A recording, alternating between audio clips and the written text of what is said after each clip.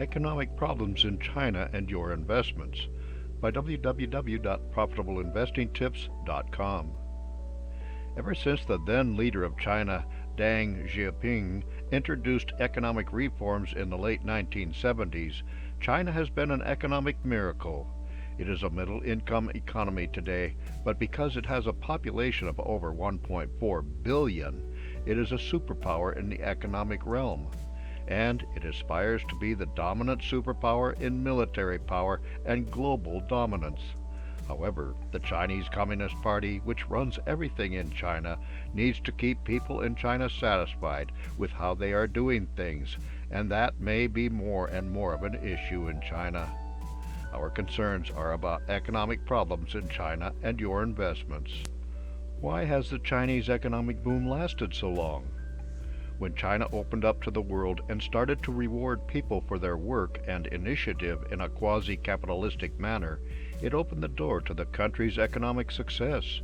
The country had a virtually untapped pool of cheap labor and a huge market that other nations wanted to get into. Foreign investment poured into the country as Western nations set up shop to produce products cheaply in China and import across the globe for less than they could do from their home nations. Favorable trade status achieved in the 1990s gave China full access to nations across the globe. Along the way, China got into the habit of borrowing in anticipation of greater growth, which worked for years. However, China has saturated global markets and no longer has its unlimited pool of cheap labor, as the one couple, one child policy has left a demographic hole in their workforce, and people in China today expect to make more than pennies a day. Experts have been saying for years that China needs to develop its domestic markets more, reduce its debt, and open up its markets to foreign companies. They have kept going despite not doing these things, and the answer to why their boom has lasted seems to be the grandfather of all housing bubbles. Why does China have a housing bubble? China does not have Social Security or a similar social safety net. Traditionally, families had lots of children so that the kids could support their parents in old age. That went out the window when China mandated that couples could only have one child. Recently, the law changed to allow 2 kids, and now 3, but it will take years for those children to reach working age, much less the age where they can support their parents. Thus, Chinese save and save and save.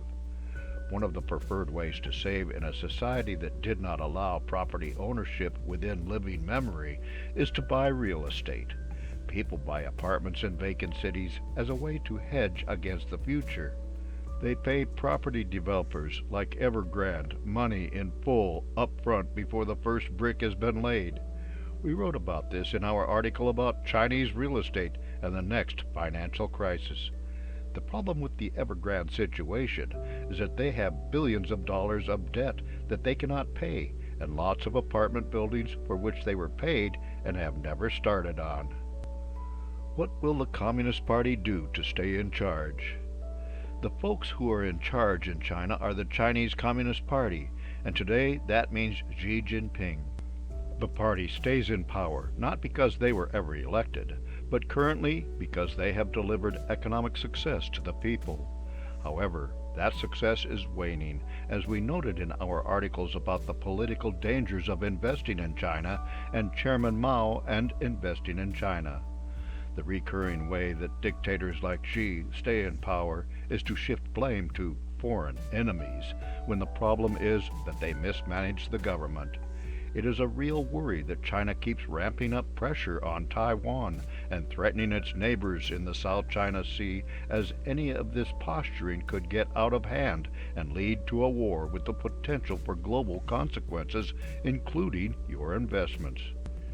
In regard to Evergrande, the collapse of this company may have significant effects on China's economy and may hurt those who supply them with raw materials, but will likely not have the same effects globally as a collapse of Lehman Brothers at the start of the financial crisis. Thus, the way that a housing market collapse in China would affect your investments would be via a global slowdown and not a financial collapse. To the degree that you are invested directly in China, your investments could suffer substantially more. The more China threatens Taiwan in order to distract its unhappy population, the more you may wish to consider U.S. defense stocks as part of your portfolio. For more insights and useful information about investments and investing, visit www.profitableinvestingtips.com.